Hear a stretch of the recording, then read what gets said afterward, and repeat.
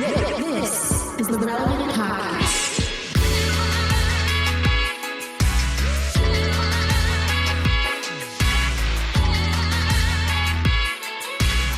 It's episode 1139, and it's the Relevant Podcast. Here in Orlando, I'm your host, Cameron Strang, and joining me from Loverland, Virginia, it's Jesse Carey.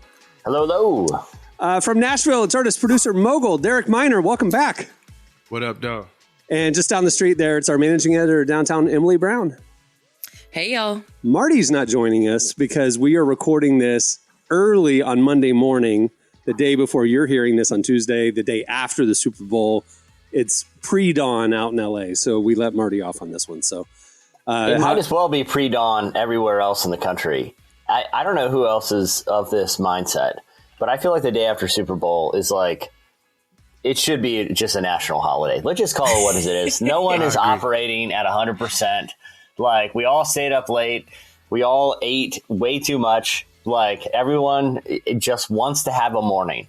I feel like, again, common sense party here. If you put a reasonable person in office, this is a no-brainer. 2 federal holidays on the books right now. And you can eliminate like President's Day or some of these ones that we don't even know. Like, what are we celebrating with President's Day, by the way? You know, just that we have presidents. Assume the presidents. Yeah, but why do they get a day? They're the president. So true. We need a whole day just for them? Like, no. Hold on. Who are That's a these step in the right egomaniacs? direction. Jesse, if you remember when we were kids, it was George Washington's birthday, Abe Lincoln's birthday. They condensed them into just President's How Day. We're old checking are them. y'all? It doesn't matter. These Check 'em egomaniacs don't need a day. They take up too much of our mental space anyway. They get the State of the Union. That's it. And then Dang, Emily.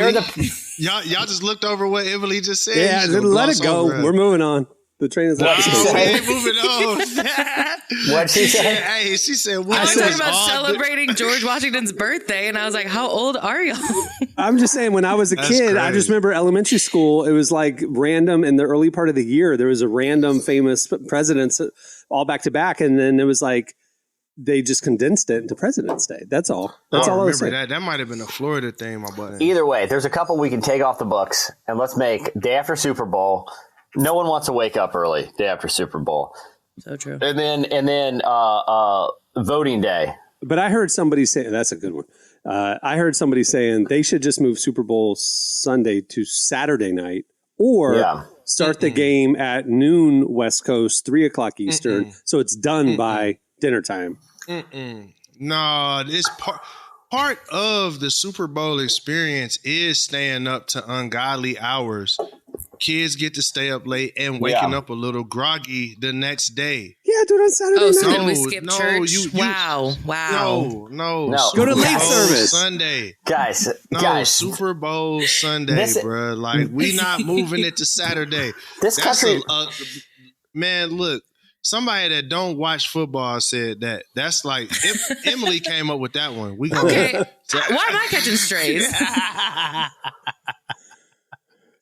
A Swifty came up with that idea. We don't claim that. We don't claim that. Like I said, this is easy. Just let's just have a holiday. It's not that big a deal. Guess what? What everyone needed to get done today, we'll get done tomorrow. It's no sweat, right? Like we'll work it out. This and the day we all vote, they should just be federal holidays. All you got to do is after the Super Bowl, relax, clean up the house. You had a bunch of friends over. You got some nacho platters that have some melted cheese to get scraped off. Take care of that on Monday. Then go vote. Wait a second. Why is the day that you vote that's a national holiday, right? Okay, how about this? No, it's not. I got the perfect It's solution. not a national. I just thought about why in the world do we not have a national holiday for It came people to it came get up off the in road? the it came up in the last election cycle as an issue of voter discrimination, because more marginalized people groups are less able to get off work to go vote. Right. They don't have the flexibility. So it's like it was being pointed out that maybe it not being federally protected that you can go vote is a way to marginalize certain voting blocks. Guys, That's terrible. here's the solution, though. We rearranged the whole election system, and you vote the day after the Super Bowl. And Oh then yeah, we because you want a market bunch this of thing. hungover people deciding the presidency. Exactly. Everyone is like, no one's amped up. No one's all like fired up. They were too preoccupied watching the Super Bowl last night. You know, everyone is rolling into the polls just like, all right, I'm just gonna It takes the temperature down a notch. Everyone's in Super Bowl mode. I don't know if I can get into the truck with you on this one, Jesse. I'm not on that one. Look, I can see the marketing plan. Also, why are you moving it from today. November to February? You're moving. Because it's perfect. It's perfect. Because we're messing with a lot of things Look, here. Exactly. We're shaking things up. This is common sense, okay? Look. Why not the day after Thanksgiving? At least it's in the same month and most people are off that day. No, I am trying to move as little as possible the day after Thanksgiving. And you're traveling. No one's in their home on state. Black Friday. No, you travel on Sunday. I know, but a lot of people are out of town. But you won't be in your state. That's what I'm saying. Yeah. True. But day after Super Bowl, and I can see the marketing campaign, you have one thing to do today. That is it. All you got to do is one thing. Polls are really close to the house. All you got to do is roll up there at some point. That seems, guys, I think this is the solution, and no one will forget. No, because a lot of people forget. Like, oh, today's the day I got to vote. I forgot, man. Like, I got lunch plans or whatever. So here's the thing with it though. Like, because some people might be really upset with how the Super Bowl ended up, right? Like they maybe lost a lot of money or their team that they love lost. So then they're going in already discouraged about. Like they had this hope in something and then it doesn't work out. Do you want that mentality when you're voting for the future of America? Yes. Like, yes. I want cold pragmatism. I don't want emotion. I want cold-hearted pragmatism. That's not cold pragmatism. No, that's emotion. I think about Offset from Migos. Offset bet $1 million on the 49ers last night. He just lost $1 million. He is not in a good headspace right now. I don't want him voting right now. That's what I'm saying. I don't think this works. Offset does not need to be voting. Offset, he need to be talking to a financial advisor. Yeah. If he got it, he's, you know what I'm saying? He got it.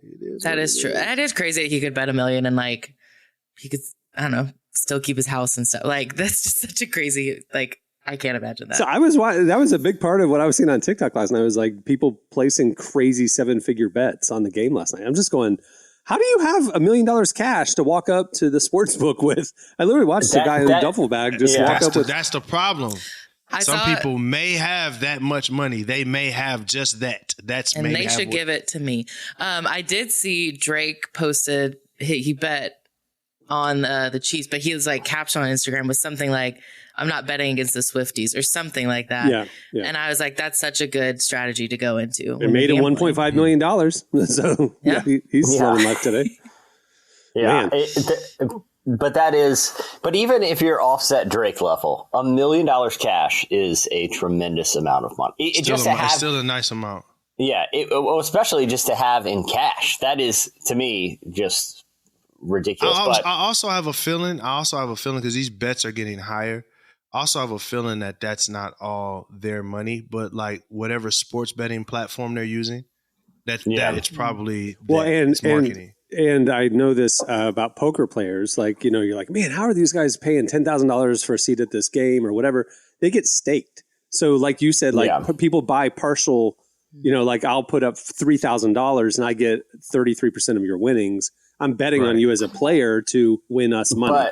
There could be like I'm representing a group of, you know, bettors with my $1 million bet. But why would you do that with sports betting though? You know what I mean? Like, yeah, Drake that's true because you can just do your $300,000. You can just place $3,000. What I'm saying is that's marketing for because I think FanDuel Drake. When you look whatever. at Drake's Instagram, he like has stake actually in his bio. So I don't know if he's actually an owner in stake or what, but I think that bet may not necessarily be his personal money, but that might be part of the marketing budget say that Drake thought so much of our platform to spend this much money with us. I mean, right? You've seen his plane. You know, he has like this huge Boeing private jet, but it's like, you know, like a commercial airliner.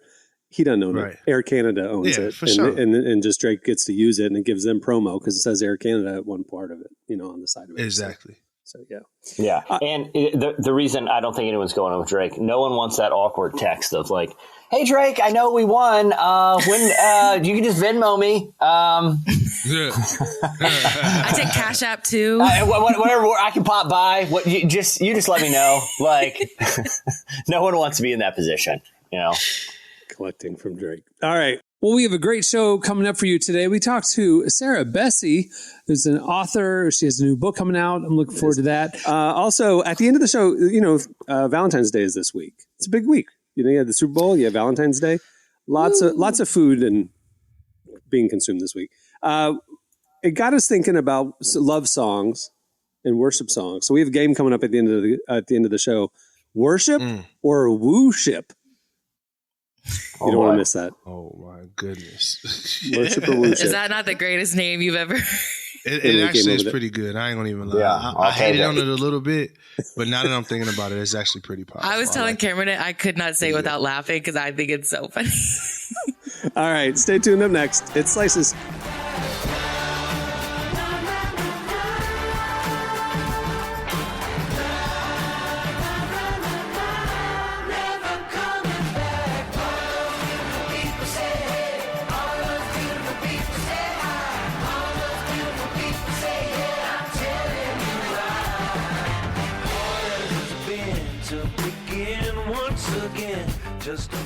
You're listening to The Black Keys. The song is Beautiful People. Today's podcast is brought to you in part by Mercy Ships. Globally, 5 billion people lack access to surgical care. In sub-Saharan Africa, there's only one surgeon for every 200,000 people. Mercy Ships provides free, life-transforming surgeries for people who have little to no access to medical care. They help the blind see, straighten twisted limbs, remove deadly tumors, treat cleft conditions, and so much more. With state-of-the-art hospital ships, they provide safe surgery to children and adults living with treatable conditions, and it's completely free of charge. They do all this work with an all-volunteer crew of professionals who donate their time and talents. Surgeons, stewards, nurses, engineers, and more make the world a better place. Your donation today provides free, safe surgeries to people in desperate need of help. All gifts are matched, so please donate today at mercyships.org/relevant. Okay, it's time for Slices. What do you have, Jesse? All right, so I want to tell the story of an individual who went out to set a world record. I really appreciate the Guinness Book of World Records. If you listen to this podcast for any amount of time, you know it's a big passion of mine. But I also know that they're sticklers, okay? They're just putting anybody in those books, especially since they moved to like yearbook style. But, when it was the old thick one, like the Farmer's Almanac, you know, you might be able to slide in there. Like you might be able to get a record because you're just a footnote. There was only like 8 pictures and every book, and one was the fingernail guy. That's right. And then the twins on the motorcycles. The world's fattest twins riding motorcycles. And then Robert Wadlow, that guy in like this Eastern European town who's like 9 foot tall. Right. The rest were just little footnotes. And you just kind of peruse them like, oh, that's interesting. Sometimes you'd see a Niagara Falls picture, like somebody traversing it or something. Yeah, but they were limited pictures. They played a little fast. If they were playing, and there was no internet to verify anything, they could have just made up most of those records at that point. True. There were no way to verify any of this. It's a different game now, right? Now they come out, they look like a yearbook. They're sparkly, they're loaded with pictures, the high gloss. There's no cheating here. Well, there was a guy. You're doing a great job selling these. Like I'm expecting you to say, and you can get them for 15% off at a link in my bio. Right now, like you're selling these like TikTok influencers. Are you pushing Guinness books on us? I have accepted. I'm a Guinness influencer. Now, exactly. And, that's what it felt like. You were like, oh, they're sparkly and wonderful and beautiful, and they're so good now. And I'm like, and they can be yours for $19.99. And I'm not going to lie, influencer is crazy. They used to be packed with lies, and now we're truthful. So time to update the collection. Well, Richard Plaud, a guy really wanted to be in there, and he he decided his means of getting into the Guinness Book of World Record was to make the world's largest model of the Eiffel Tower made of matches. Seems pretty straightforward. He made it 23 feet tall. It took him years. He used over 700,000 matches and 23 pounds of glue to construct this. I mean, it looks just like the Eiffel Tower, but it's made of matches. It's very impressive. Yeah, but if you're gluing it, what's the feat? That's just building a big model at that point. I thought the matches thing would be like, it's such a delicate process that it doesn't collapse like a house of cards. You know what I mean? Can you imagine if he made someone mad and they just set it on fire? Well, they might as well, because Guinness, I mean, but look, Cameron, to your point, yeah, I mean, he's not balancing them, but it's still going to take could you imagine making a 24-foot tall replica of the Eiffel Tower with matches and glue? There's a later set. Does this man have a job? It was to get into the Guinness Book of World Records. He's a influencer, but things did not work out for Mr. Flawed. This influencer cannot become a thing. I actually really needed to become a thing now. Guinness went to go verify it, and apparently he used a type of matches that are not commercially available. Like, I don't really know the story behind the matches, but they're not matches you can buy at the store. You got black market matches? Are they? What makes a match legal or illegal? Fire hazard. I don't know. Are they not all fire hazard? He had some sort of custom matches made for this record. And Guinness said that because these are not approved matches, that it doesn't qualify for a record. And so this guy spent years, an untold amount of money, building an Eiffel Tower out of matches. And he did not check if the matches were Guinness standards, and they were rookie not. influencer mistake. You should always check. If he was smart, though, he would have TikToked the whole process, like those guys who like clean like lawns that are overgrown, and it's just like watching a time lapse. When he started this process, because it sounds like it took years. Just watching a time lapse video of him building his matchstick Eiffel Tower. He could have made his money back. Well, the Guinness released a statement, and they said they were really happy to approve it, but unfortunately, that they said they will admit they were a little bit too harsh on it, but it is what it is. So, congrats to Tawfik Dahar from Lebanon, who built a 21-foot Eiffel Tower out of matches in 2009. Record still stands, my dude. Record still. Now, look, there's an asterisk. There's an asterisk, Tofar. This is crazy. Tawfik Dahar, there's an asterisk, but he's still in the book, okay? He's still the record holder at 21 feet for Eiffel Tower matches. Now, Richard Plaud, he's not in the book, but he says there's just a line in the BBC story that said, Mr. Plaud hopes to put his tower on display in Paris for the Olympics in July. Now, here's the thing. He doesn't say how he plans to do that or that the Parisian Olympic Committee has asked him to do this. Yeah. Or is even aware of his plan. Or I don't know how he's transporting it there, but maybe he's just going to show up.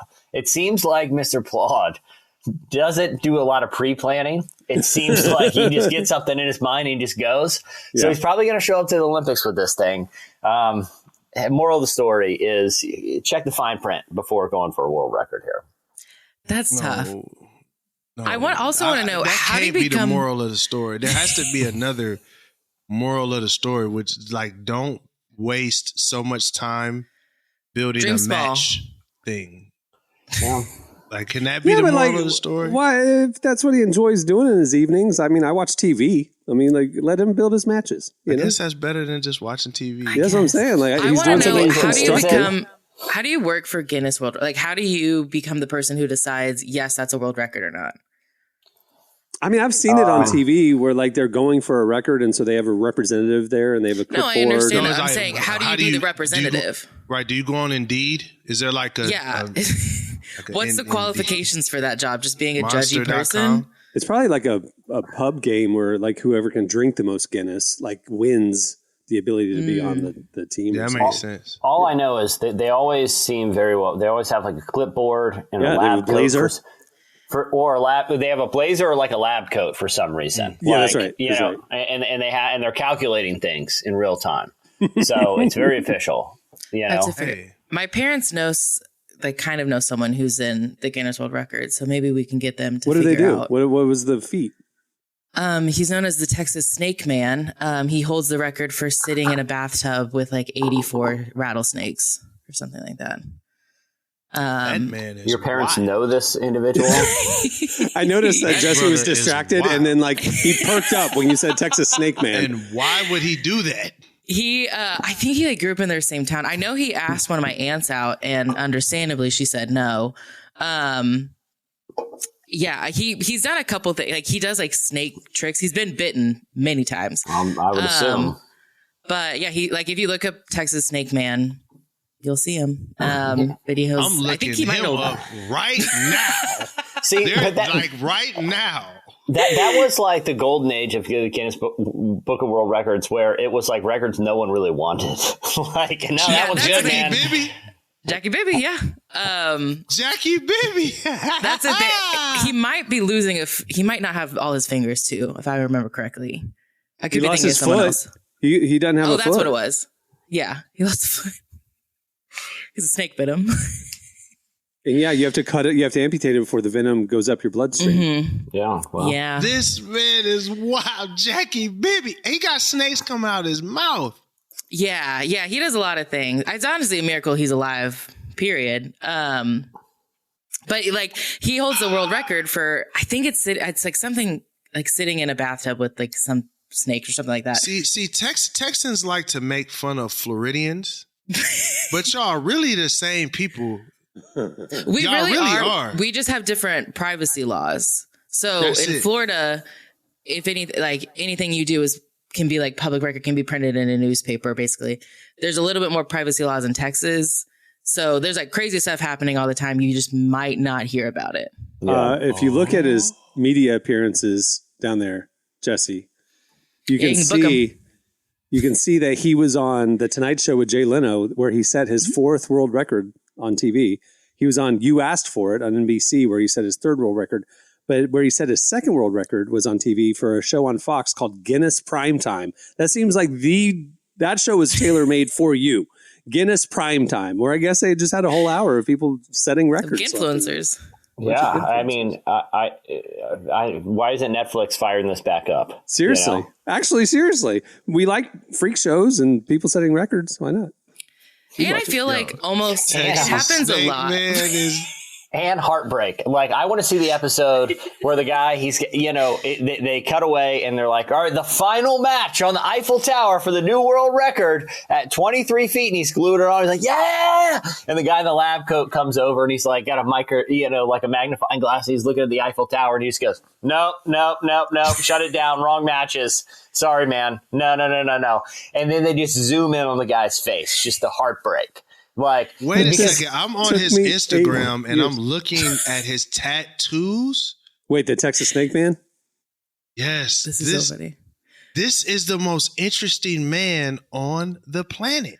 Should I tell my aunt to hit him up and go on a date with him? No, he's only got 1 foot now. No. I assume he has a prosthetic. Look, there's one picture of him holding looks to be like a 9mm. He has a bow tie on, a white church shirt, pocket protector, and one of those Charlie Chaplin hats on. Mm-hmm. Like, that's Jackie Bibby. Yo, this dude he got a tattoo of MTV on his shoulder, bruh.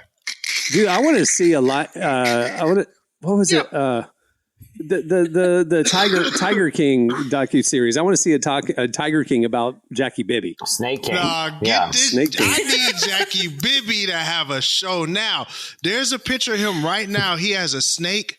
One snake curled up on his crotch, one curled up on two curled up on his arms, one curled up on the top of his head, two on his stomach.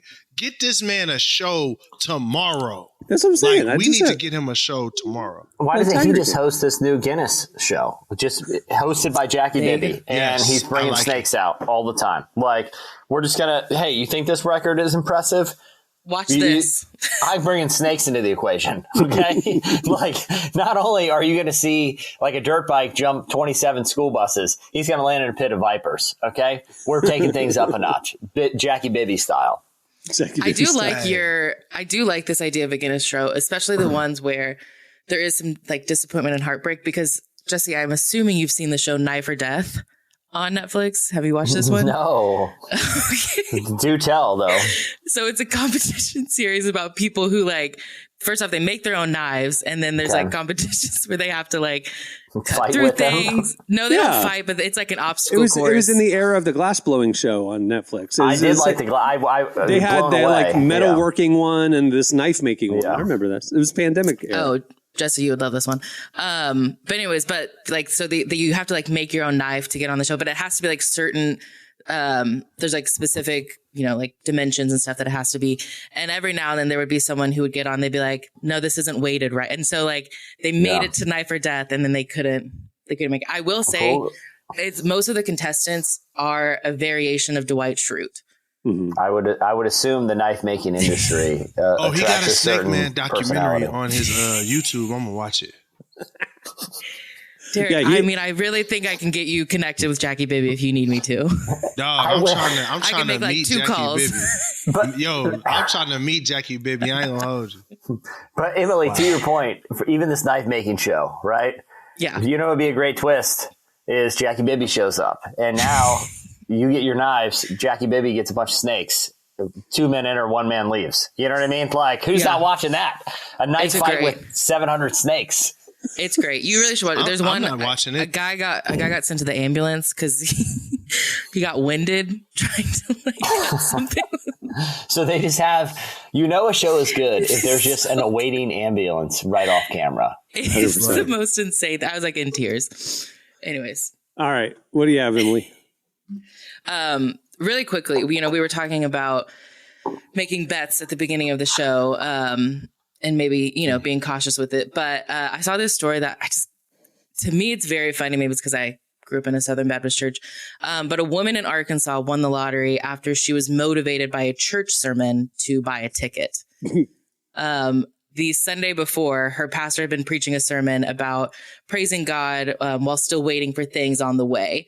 So, you don't know what's coming, but you believe that a miracle is going to happen. Something's going to break through. That don't sound Southern Baptist. That sounds like prosperity gospel. That sounds like some charismatic preaching right there. It's funny to me because like Southern Baptists, we don't gamble. That's a ticket to hell. No. Pentecostals Charismatic don't either. No.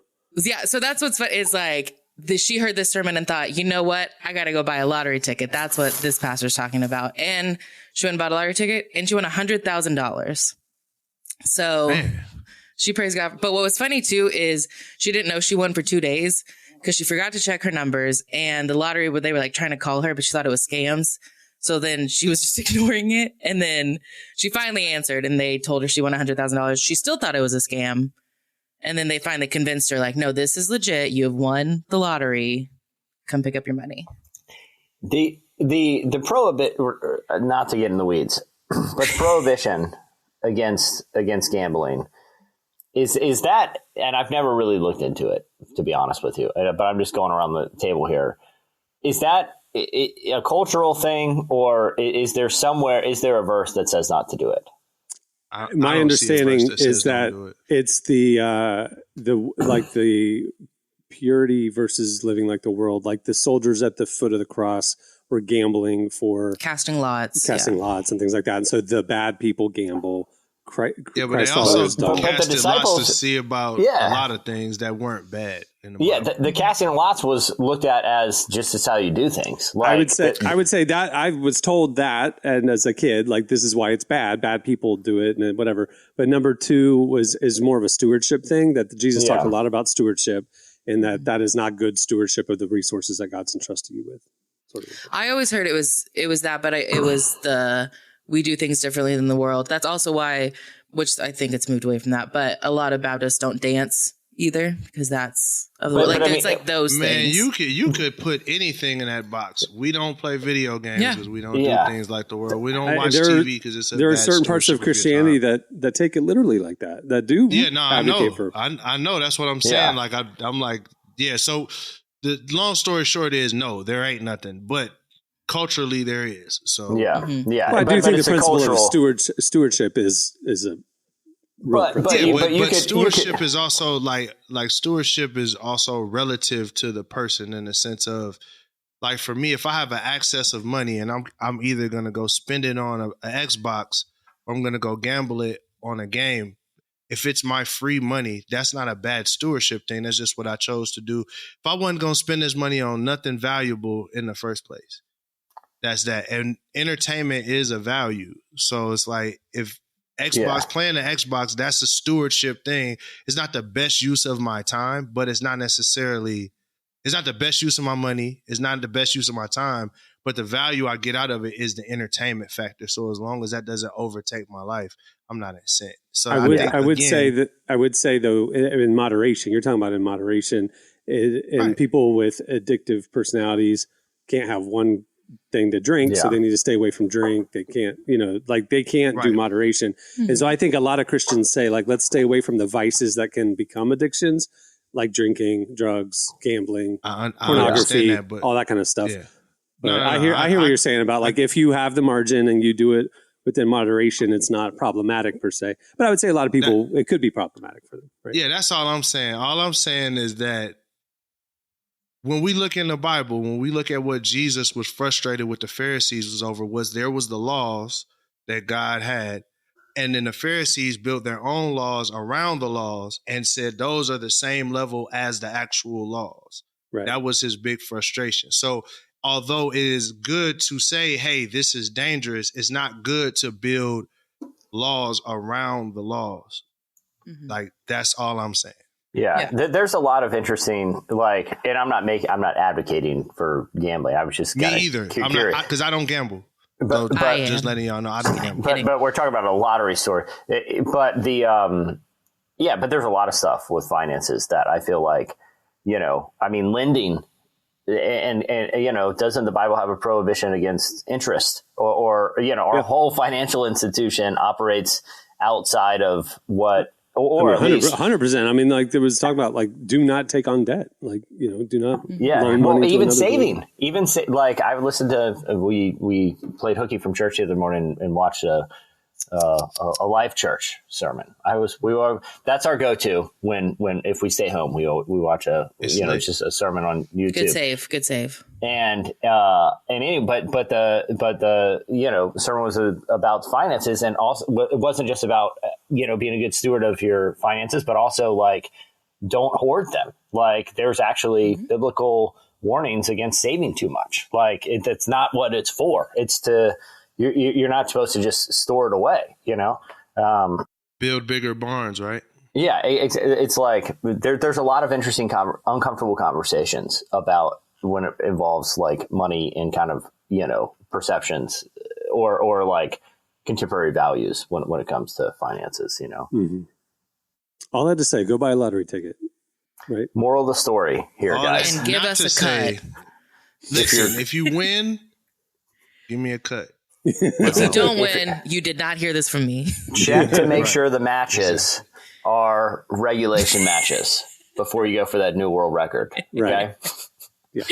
They're looking for this. They have an eye on this issue. It's very important. What do you have, Derek? All right. So y'all know I'm a superhero nerd, and y'all know that Batman is at least in my top 3. Mm-hmm. Probably number 1, I would say. What would be the other 2 in your top 3? Spider-Man would be 2, and then I would think Miles Morales or Peter Parker.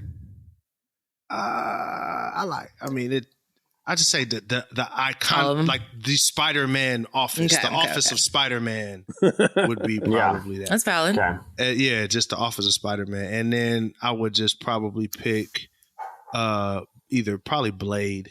Blade is one of my favorites. Yeah, he's a fun one. Underrated. Yeah. Very underrated as a superhero. He's not the most powerful dude, but he's just dope. Yeah, I think it probably was the Wesley Snipes movie that did it for me.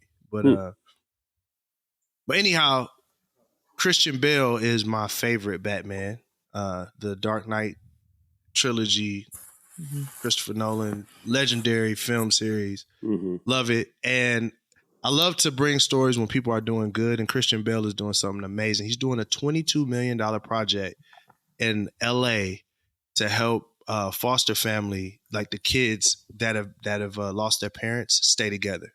So, oftentimes in the foster care system, it's so overloaded that sometimes the kids have to get separated. And just like he did in the movies as Batman, he's trying to do that in real life with actually keeping families together. So he said after he had his daughter, he thought about how would her life be if we weren't here?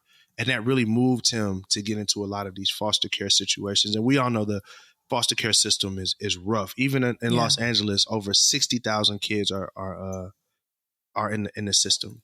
So this is a really cool story. Like, I think that is really good. We see a lot of stuff happening in LA and people call it Hollyweird and all that, but it's dope to see someone doing something really, really great and useful. Didn't Bruce Wayne actually do this in one of the movies, build a foster home? He did. Mm-hmm. Yeah.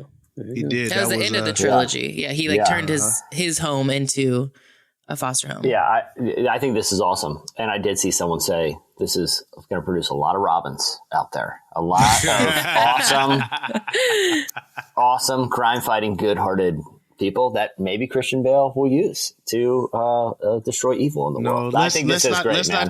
Let's not make child superheroes. That is actually a really dark thing.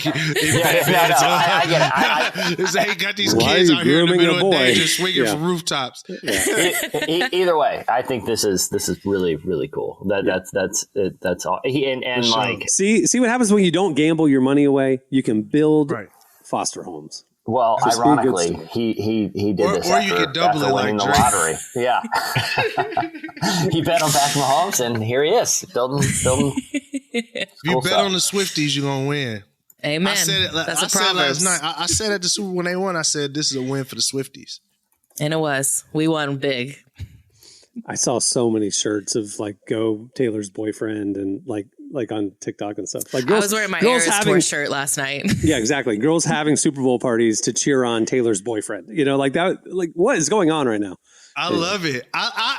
Me personally, I love it. Yeah, me personally, I love it. I think it's amazing that women are getting to like own the Super Bowl in this season right now. It's hilarious. All right, stay tuned. Up next, Sarah Bessey joins us.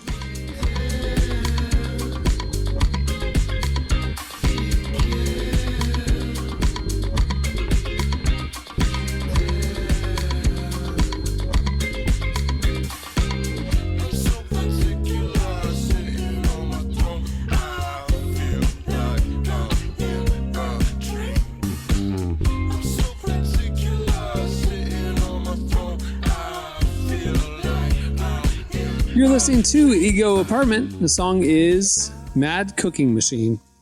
Well, today's show is brought to you in part by the new book, God, the Science, the Evidence. We talk a lot about faith, but how often do we talk about science in the same breath? You might be surprised to discover just how deeply the two actually agree. For centuries, science has been used to dismiss the idea of God, but today an intellectual revolution is underway. Modern discoveries in physics, cosmology, and biology are consistently revealing the same truth. Creation isn't an accident. That profound reversal is what engineers Michel-Yves Bolloré and Olivier Bonassi investigate in their international bestseller, God, the Science, the Evidence. This book is a rigorous, evidence-based critique of materialism, inviting you to explore over a dozen scientific, philosophical, and historical domains. It shows that what was once seemed impossible, that science could point to a creator, is now supported by a vast and convergent body of evidence. With over 400,000 copies sold in Europe, this book is sparking a global debate. It's thoughtful, fascinating, and a powerful reminder that reason itself affirms the existence of God. Learn more and find out where you can purchase your copy today by visiting godthesciencetheevidence.com. Well, our guest today is Sarah Bessey. She's the best-selling author of Jesus Feminist, Out of Sorts, and her newest book, Field Notes for the Wilderness. She spoke with us about navigating a season of deconstruction in a healthy way, what Christians can get wrong about that journey, and how to come out on the other side with a stronger faith. Here's our conversation with Sarah Bessey.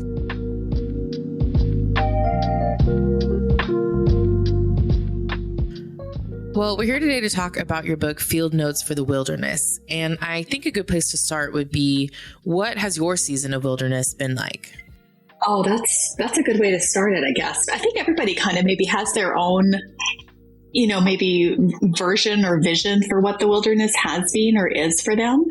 I know for me, like a huge part of why maybe I like the metaphor of wilderness or evolving faith for kind of like that larger conversation around like deconstruction or, faith shift and that sort of things, I think is because it feels like there's enough room there.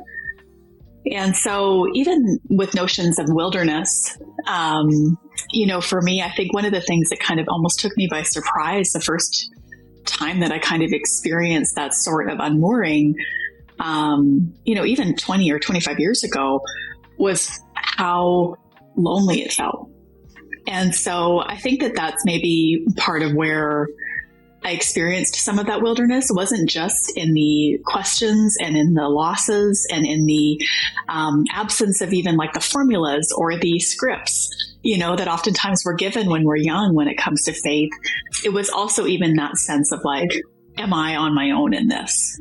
So it sounds like you're saying we don't go through just one season of wilderness, but there could be a few in our life. For sure. I think so. I think that that's one of the things maybe that was both good news and a surprise to me. I think that some part of me felt like after that first experience of really resetting deconstruction of, all right, here's everything I thought I knew about God or about scripture or about the church or about how we move through the world or show up in the world as believers or whatever else.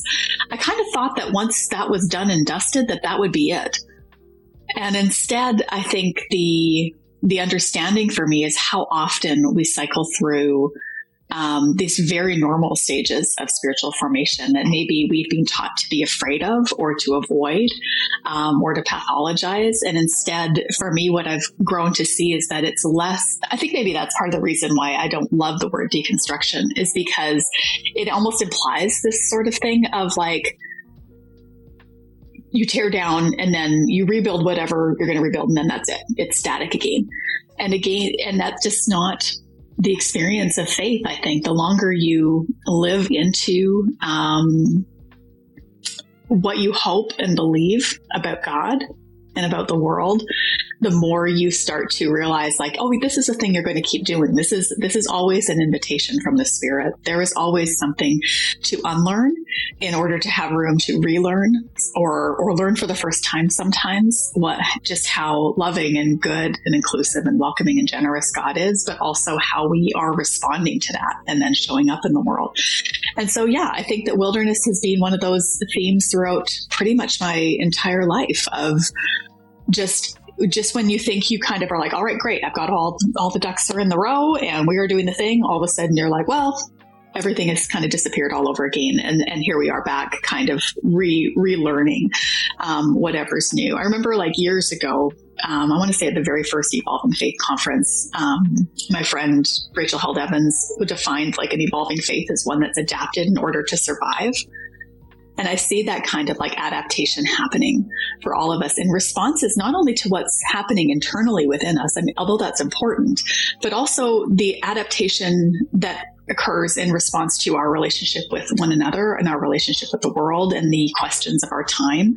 And those things come, over time. They aren't all, just in one tidy little formula that you can kind of wrap up a bow on, maybe.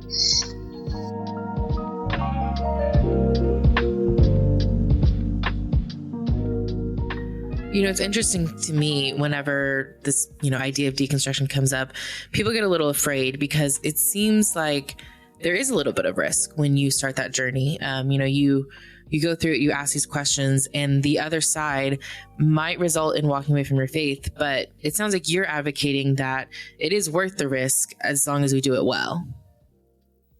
I think it is. It's great when we have the choice to take the risk. Right? Because some of us, we do. We encounter kind of a threshold and we're like, all right, you know what? The answers aren't answering here. The scripts I've been given have just kind of fallen flat. The answers that I've always, the if this, then that of my faith has disappeared. And then there's those of us who don't really have a choice, right? Where we kind of get booted over that threshold, whether we liked it or not, right? Simply because of either some aspect of our identity or the questions and things that are kind of happening around us. So both of those things are true. I do find it really interesting that a lot of our churches resist something that could be an altar and threshold for a deepening of faith. That there is more narrative of fear and caution as opposed to invitation and welcome to this season of life, which again, back when I very first walked through this, Emily, like there was not the resources and the conversation and the communities that exist now, right? 25 years later. At the time, it was like you would have thought like, well, these are the faithless people. These are the ones who've fallen away. These are the ones who are questioning things. And yet when I looked around me, it seemed to me like we were all the true believer kids. Like we were the youth group kids. We were the ones who were seeing you at the pole and doing all the things and signing up for the stuff and doing the mission trips. And we were the ones with like the deepest breaking and questions. And so to me, it was like, well, that's not, that circle's not going to turn into a square there. And so I think the bigger invitation then is to a lot of our faith communities or to a lot of our faith leaders is to almost expand and believe as deeply in the love of God as we always say we do, right? That it may look very different and faith may look very different than how you were maybe taught or how your community or context or family of origin understood it. And yet there's so much honesty and so much room within the gospel tradition. There's so many different ways of being faithful. There's so many different ways of encountering God. There's so many different ways of reading scripture and of embodying what we hope is true about God. And, and just realizing that like, you know what, listen, the one small story maybe we were given for God isn't the totality of it. And also the love and goodness and welcome of God is consistent. No matter how maybe that gets expressed. I remember like really, really early in my own first stages of deconstruction, my dad reaching out to me and him saying something along the lines of like, that he wasn't afraid for me, which was huge for me because there were so many people around me. I think especially because my husband was in full-time vocational ministry and I'm flailing all over the internet, at the time. But there was this sense of like, I knew people were afraid. And I knew I was becoming a liability in certain spaces. And that's an awful feeling, especially when you're someone who's like conditioned and built to be a people pleaser like I was. So there's that aspect. But then there was this other thing with my dad where he was like, I'm not afraid for you. If you're genuinely seeking God or if you're seeking God, I know that you're going to find what you're looking for, even if it looks different than what I have. And even that amount of permission and welcome is something that I feel like church leaders and pastors and fellow friends or whatever else, even just reflecting that back to someone who's in the midst of that kind of white hot center of deconstruction, to be able to say, it might look different than what I have, and that's okay. And I can trust that God is here in this, and that I can trust that love of God and that welcome and goodness of God, even when it looks very different than what maybe I thought it would. I would love to ask, if I have a friend who comes to me and it's just clear that they're on a deconstruction journey, what can I do to be an encouragement to them in that season? I think it speaks a lot when someone comes to you and is open and honest about those things, because it means that you're someone that they feel like they can open up that part of their heart and their questions to. And that's a really tender spot, right? It just is. And so when someone opens up, I think, not being someone who's going to react in fear and react in anger, or in ostracizing, right? Or kind of like, having kind of hitting the panic button. Because trust me, the person who's asking those questions and has found themselves in that place, they're banging all the panic buttons already. Like they're good. They know and they get it. And so if you can be that one voice of peace and that one voice of acceptance and faithfulness and love and continually stir, I think that's maybe one of the reasons why I ended up writing the book was because of those very conversations of people saying, well, what would you want someone to know at that threshold? What would you want someone to know kind of at that point? And I know that personal stories are super important because everybody's is so different. And oftentimes we find ourselves in memoir or in, on people's stories on social media or TikTok or whatever else, in a lot of these places where these conversations are happening. I think especially maybe because we do feel kind of lonely in our actual lived lives, right? Like we can't look around and see anybody else who's in our life who's asking these same questions. And so we turn to other places to find that being reflected back to us, which is beautiful. But I think that's maybe part of it, was just even being able to say, all right, well, here's the things that I would actually want to kind of tuck into your back pocket or into your backpack as you kind of embark on this journey in the wilderness. Like, these are the ththings that have served me well. These are the places where I feel like, almost like here's a ditch to watch out for because I fell into it multiple times. And here's, something beautiful to look out for. And so I think when you've got someone in your life who's embarking on that, being able to be that voice of God's love and of that lack of fear and even that permission is a blessing to someone, right? And I think even like one of the things too that I've noticed as I look back over my life, the relationships that I've hung on to are the ones who managed to be curious rather than immediately jumping to like, well, here's all the reasons why you're wrong, or here's all the reasons why that's a bad question, or here's all the reasons, whatever else. But being in that space of being like a non-anxious presence, I think is what they call it, but then also a curious one. I think that those are two things that I know served me really well. Do you think every Christian goes through some sort of season of wilderness, or do you think we need to go through one? That is an interesting question. The answer is both yes and no.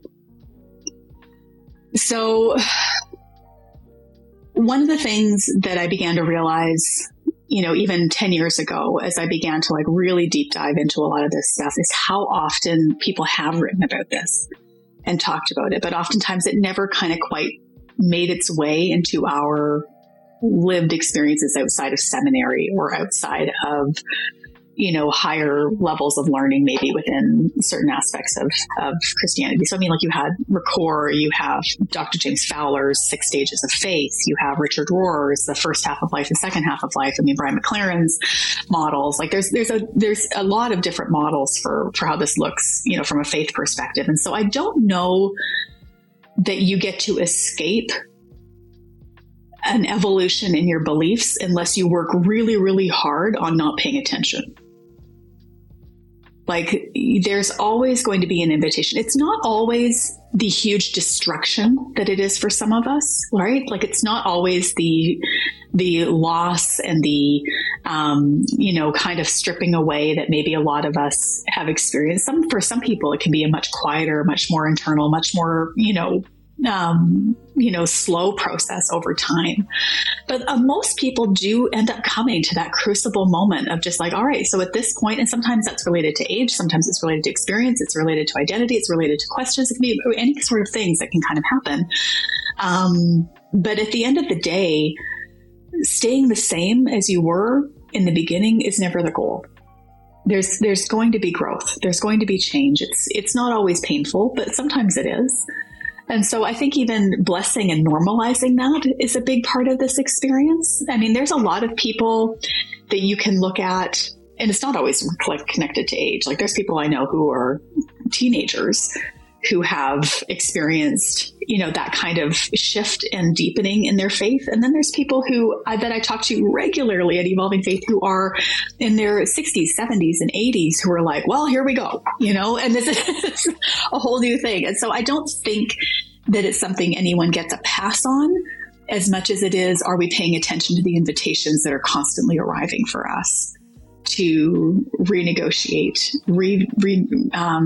almost kind of look at these things, whether it's theological questions or practical questions, or it's deep internal healing work that we ourselves are needing to do.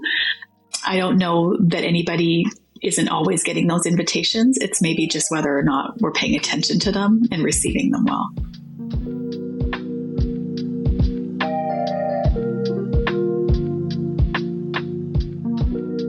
That was Sarah Bessey. Make sure to check out her newest book, Field Notes for the Wilderness.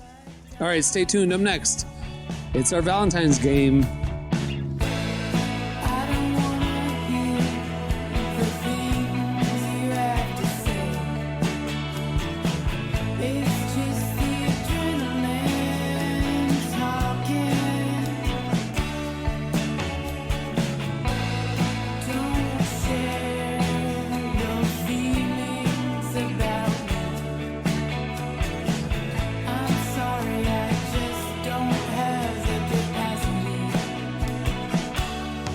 You're listening to Chastity Belt.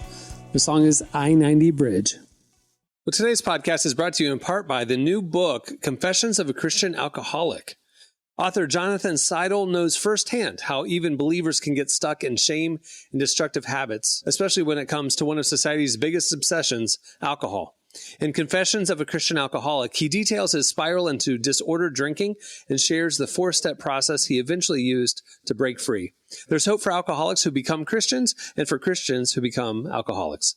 Find Confessions of a Christian Alcoholic wherever books are sold. What if you could change a child's life with just $10?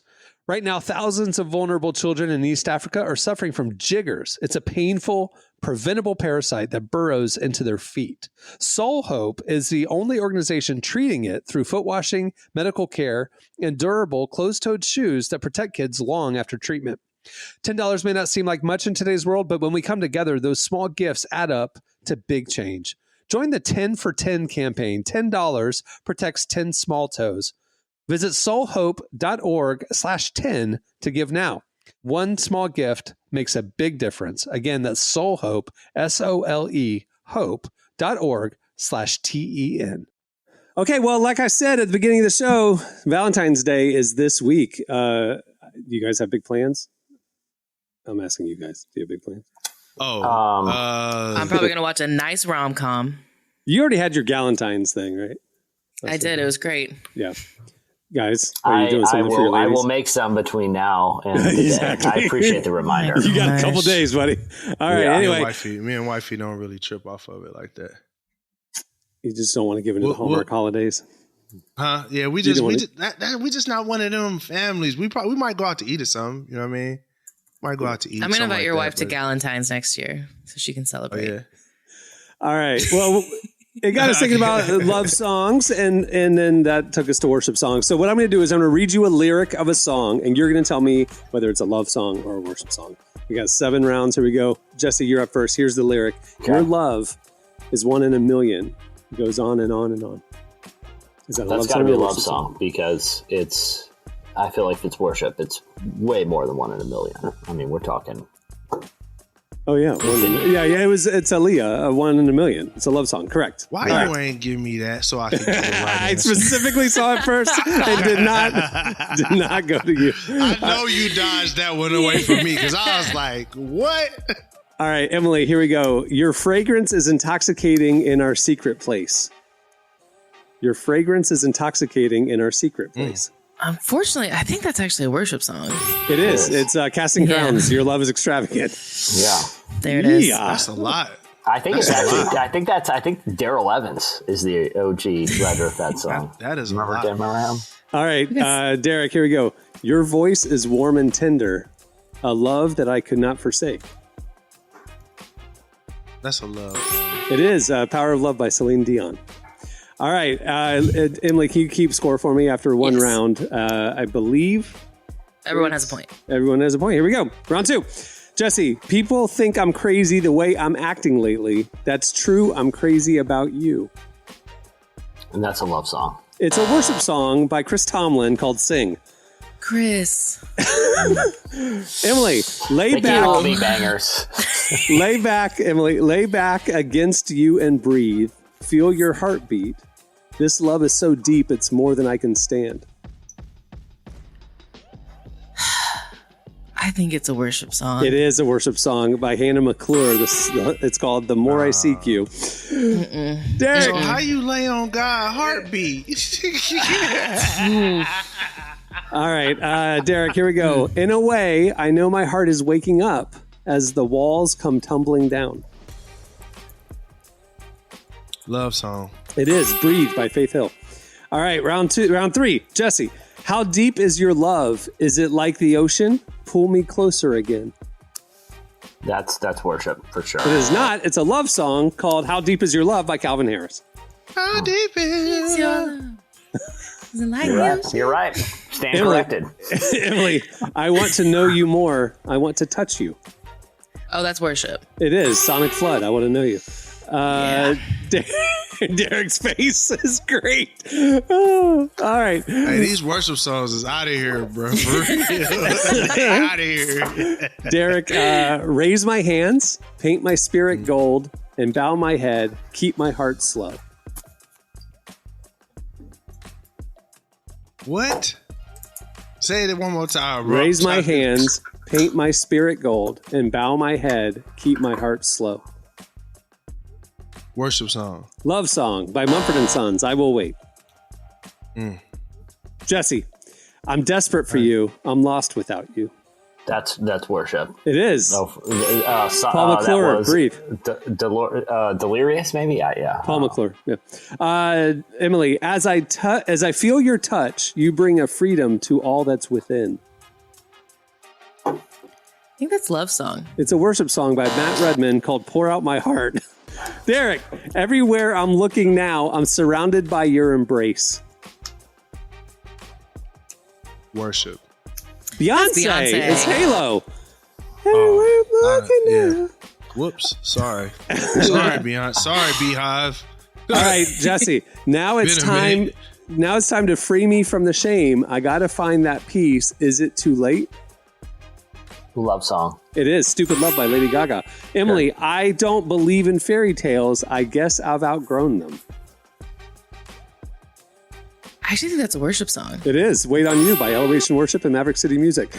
Derek, you are the one I have been waiting for. King of my heart, body, and soul. That's a love song. It is by Taylor Swift, King of My Heart. Thank God you got that. All right, what's the score update, Swifties, Emily? I'm in the boat with you. I have 4. Derek and Jesse both have 3. Okay, these last 2 rounds are worth 2 points each, anyone's game. Jesse, at first sight, I felt the energy of sun rays. I saw the life inside your eyes. Love song. Yes, Diamonds by Rihanna. Emily, then you came along and put me back together, and every desire is now satisfied. I think that's a love song. Worship song, Graves into Gardens by Elevation Worship. Derek, the day is brighter here with you. The night is lighter than its hue. The day is brighter here with you. The night is lighter than its hue. Love song. Worship song, David Crowder Band, Everything Glorious. All right, final round. Jesse is up by 1 right? Yes. But everything's worth 2 points. Here we go. Jesse, I'll give my all to you. You're my end and my beginning. Worship for sure. Love song, All of Me by John Legend. All right, you guys can win it. Here we go. Emily, I don't need to worry now that I know everything I need you've got. I don't need to worry now that I know everything I need you've got. Worship? Worship song, Honey in the Rock by Brooke Ligertwood. All right, Derek, you can tie her for the win. The way you hold me, hold me, hold me, hold me. Feel so holy, holy, holy, holy. Love song. Holy by Justin Bieber. That's right. Yeah. All right, tiebreaker. I don't know how to do a tiebreaker. I was ahead by 1. You were both 1 behind Jesse, and then you both Derek got it was right. 1 behind me. I was 1 behind Jesse. Yeah, she won. Took the dubs. There you go. You won it. Okay. Congrats, Emily. She was like, "Hey, don't you try to cheat don't me you out take my this way. Don't take this. I'm sorry. Listen, I don't have a Valentine, so I need this. I misheard you. I'm sorry. All right. For anybody who would like to be Emily's Valentine, you can hit her up at emily@relevantmediagroup.com. She's accepting applications. Chill out. Listen, these days I might take it. Well, before we wrap things up, I want to thank Sarah Bessey for joining us. Make sure to check out her newest book, Field Notes for the Wilderness. It is a very helpful guide. Don't miss it. Also, make sure to check out issue 114 of Relevant. It's available right now for free at relevantmagazine.com. Just click on the magazine tab. It's presented by The Covenant. We thank them for their support. We have great articles with Brooke Ligertwood, Rainn Wilson, so many other artists and thinkers and leaders, Mike Todd. You should check it out on the website. But if you want to get the beautiful ad-free designed edition, enhanced edition, it looks like our print mag, but it has multimedia stuff. You can get it as part of your Relevant Plus subscription. You get the enhanced magazine, you get ad-free viewing at the website, unlimited archives, you get ad-free versions of this podcast as well. And it all is as low as $2.50 a month. Just check out all the information right there at the Relevant Plus tab at relevantmagazine.com. All right. On that note, we'll wrap it. I'm Cameron Strang. I'm Jesse Gary. I'm Derek Miner. I'm Emily Brown. Have a great Valentine's, everyone. Hit up Emily.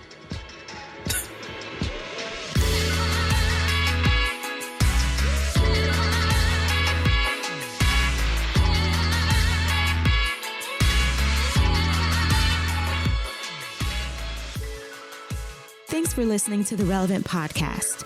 Check out our features, interviews, and news updates every day at relevantmagazine.com. And make sure to follow Relevant on Facebook, Twitter, and Instagram for the latest. For more great podcasts, browse the shows on the Relevant Podcast Network, which you can find at our site. And while you're there, don't miss the all-new era of Relevant Magazine. A new issue releases every other month at relevantmagazine.com.